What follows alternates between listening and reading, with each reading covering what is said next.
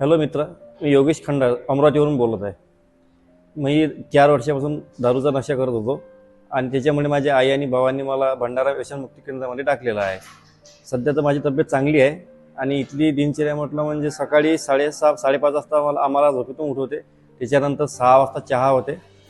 त्याच्यानंतर 7:30ला नाश्ता, नंतर मेडिसिन वगैरे मिळतो 9 वाजता. त्याच्यानंतर 10 वाजता शेअरिंग होते इथे. त्याच्यानंतर 12 वाजता जेवण आणि 1 ते 3 वाजेपर्यंत रेस्ट राहतो. रेस्टनंतर 3 वाजता चहा मिळतो आम्हाला. चहा झाल्यानंतर 1 तासानंतर थोडा फ्री भेटून राहतो. त्याच्यानंतर 4 वाजता आम्हाला शेअरिंग राहते. शेअरिंग झाल्यानंतर 5-5:30ला आम्हाला दूध किंवा दूध ओव्हर आणि फ्रूट मिळतो. त्याच्यानंतर 5:30 पावणे 6ला आमचं भजन राहते. भजन झाल्यानंतर 7-7:30ला नंतर जेवण वगैरे चालू होऊन जाते. जेवण झाल्यानंतर 8:30-9 वाजेपर्यंत आम्हाला पुन्हा मेडिसिन मिळते. मेडिसिन झाल्यानंतर आम्हाला 10-10:30ला झोपायला सुरुवात करतो आम्ही. आणि इथे मेडिसिन वगैरे भरपूर मेडिकल स्टॉक वगैरे चांगला आहे. त्यानंतर आमची तब्येत वगैरे बळकली तर डॉक्टरची सुविधा पण चांगली आहे इथे. अशी आमची कंटिन्यू चालू आहे. तब्येत वगैरे चांगली सध्या आमची चांगली राहते इथे. नमस्कार.